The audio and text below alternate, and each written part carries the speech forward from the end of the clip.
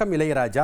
நீண்ட போராட்டத்திற்கு பிறகு தற்போது கல்குவாரியில் சிக்கியிருந்த 5வது நபருடைய உடலும் தற்போது மீட்கப்பட்டிருக்கிறது. விவரங்களை பதிவு பண்ணுங்க. கண்டிப்பாக மாவட்டம் மல்லாகுட்டையில நேற்று பணிக்கு சென்ற 6 பேர் கல்குவாரி நிலச்சரிவுல மாட்டி சிகிச்சை 6 பேர்ல 5 பேர் இறந்துட்டாங்க. அதுல ஒருத்தர் என்னோட பிசினஸுக்கு ஜிஎஸ்டி நோட்டீஸ் வந்திருக்கு பாரு. டேய் உடனே ஜிஎஸ்டி எக்ஸ்பர்ட் பேசு. உடனே எப்படி கிடைக்கும்? பாஸ்வாலா பி தி பாஸ். மட்டும் தனியார் மருத்துவமனையில மதுரையில தீவிர சிகிச்சை பெற்றுறாங்க.